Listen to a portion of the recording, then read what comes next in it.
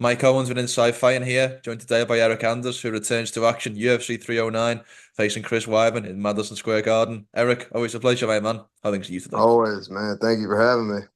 How are your emotions ahead of your return and ahead of what is obviously a massive fight in your career? Um, yeah, everything's good, just getting ready, just a little over a month away, fighting in one of the biggest and most prestigious venues in America, if not the world. Definitely a bucket list venue for me on a numbered card. So that means the crowd will be there. So it's always a little extra special when you get on one of those cards, especially Madison Square Garden against a former champion. I'm really looking forward to it. If memory serves, you made your UFC debut in New York as well, so a little bit of a full circle moment for you. Kind of, Long Island's a little bit different than than That's the Madison Englishman in me, maybe Square. there, Eryk. Nassau's arena, I think it's Nassau. Yeah, Nassau Mm. Arena is a little bit different than Madison Square, but Mm. it's whatever. What was your first reaction when you got offered the name Chris Weidman? Um, well, to be honest, I heard Madison Square and I was in. It Mm. wouldn't have mattered if they could offer me, fucking Alex Pereira or something like that. You know what I mean? It doesn't matter. Like I'm not turning down Madison Square. Like I think as a fighter, that's our mecca. So it wouldn't matter. The top guy or the last guy on the roster. Madison Square, I'm in. What are the other stadiums or cities that you'd like to fight in before it's all said and done? Is there any others on the bucket list? Um, I did T-Mobile Arena. Mm. And I can't think of any off the top of my head. Um, all the other places, I'd rather, not so much like want to fight in because when you fight, you don't get to go enjoy the Mm. vibe of the city or whatever. You're kind of, in fight mode. So, I can't think of one off the top of my head, but Madison Square is definitely at the top of the list.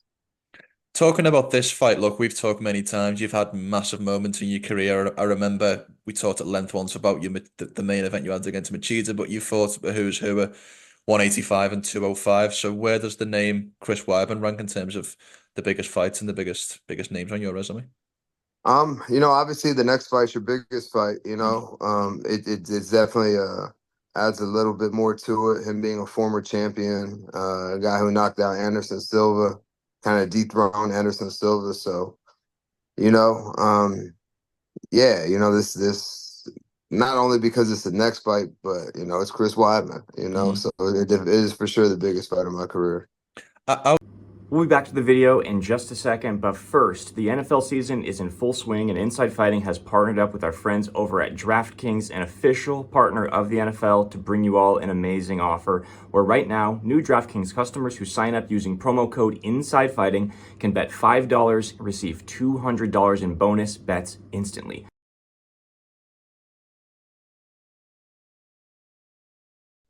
Out of interest, how would you rank the greatest middleweights of all time, and where would Chris fall in that in terms of what he did in his title run? Were you looking for a top five? Um, Anderson is obviously at the top. Adesanya's got to be up there. Um, honestly, I think after that, it's like you can kind of mix and match Mm. the other three. Obviously Anderson Silva is not only at the top of the middleweight division, but he's had one of the greatest runs ever Mm. um, in the UFC, like pound for pound.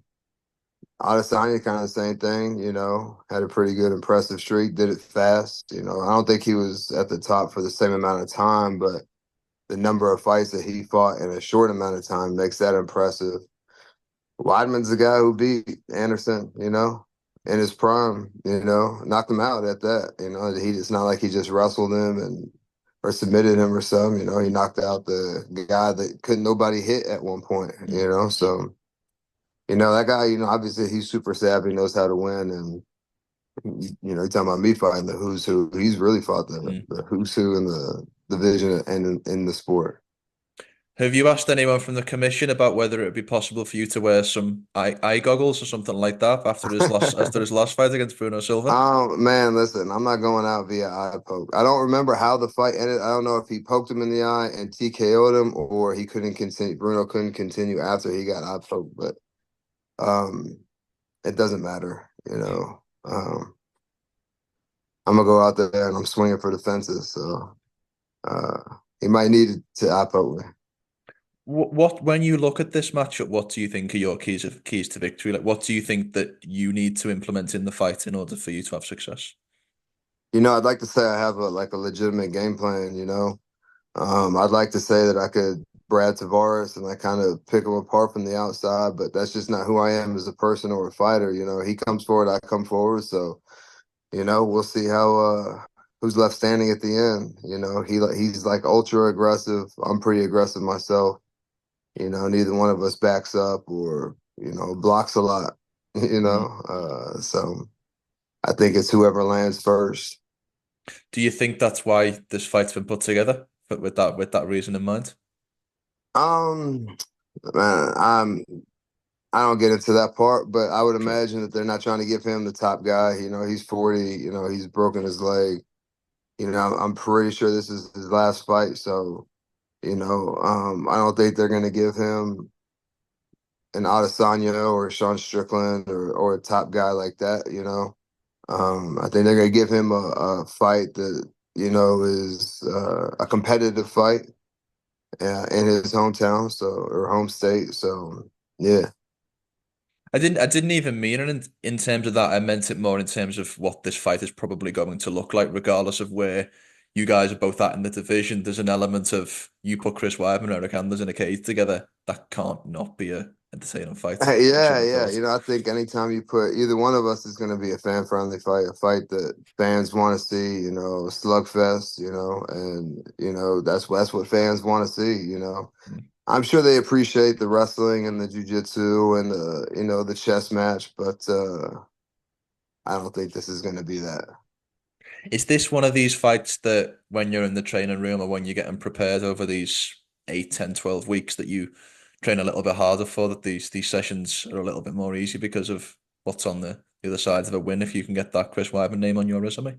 I think they're all just as important, you know. Obviously, the name Weidman, it would be a nice feather in my cap to beat a former champion and things like that, but Um, you know, to be honest, you know, I think that it's just my head is so much clearer now than it's been in the past that, Mm. you know, I can you know, actually like focus 100% and be rested and uh, you know, healthy going into a fight. Well, I did want to mention that because it is the last time we haven't spoke since you made that tweet, and I believe congratulations are in order because I know that you've had some positive news, let's say, in your life. I know that mentioned sobriety. I know that you mentioned custody of your kids as well. So congratulations from me to you, and I imagine it's been a 2024 in the last 12 months has been a big year for you. Yeah, it's probably the biggest year of my life so far, and you know, November 16th it gets even better. Biggest win of your career. That's it. Yeah, that's for sure.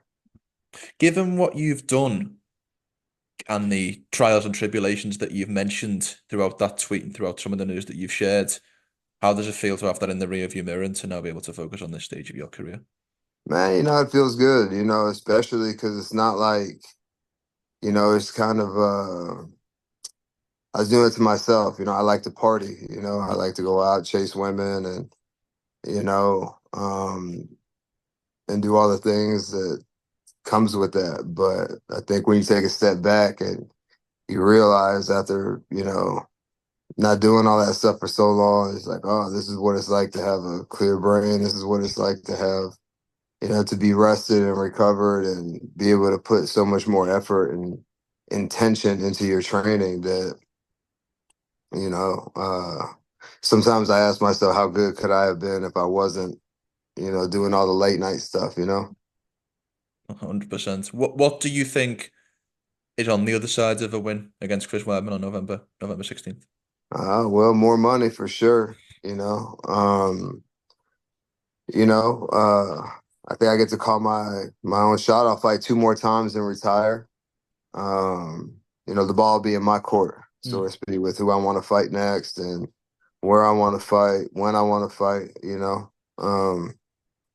And there's just nothing like there's nothing like a high of getting a win in front of a crowd, especially getting a finish. You hear the crowd oohs and ahs, and the explosion of them when the other guy's body hits the ground.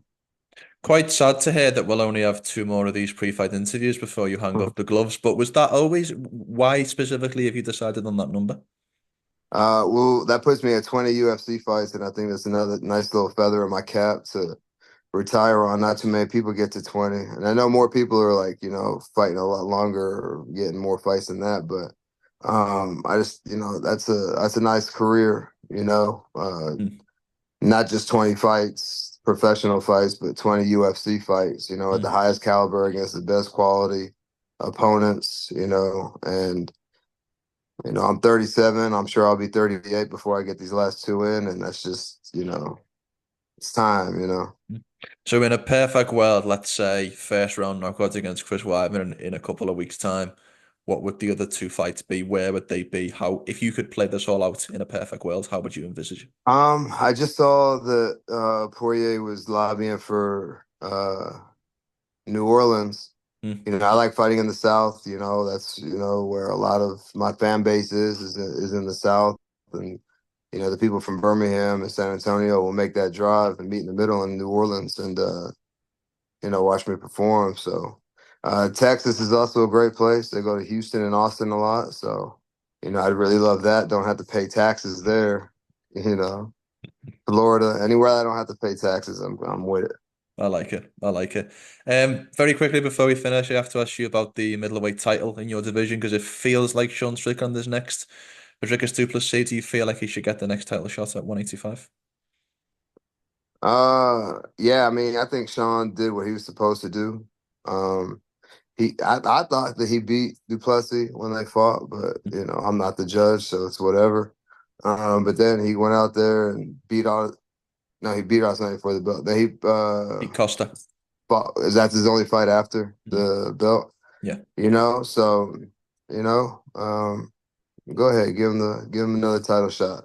Adesanya doesn't seem too interested in a rematch with Du Plessis. He seems content, watching from the sideline. That's cool. He's had a hell of a career. He can kind of do what he wants at this point.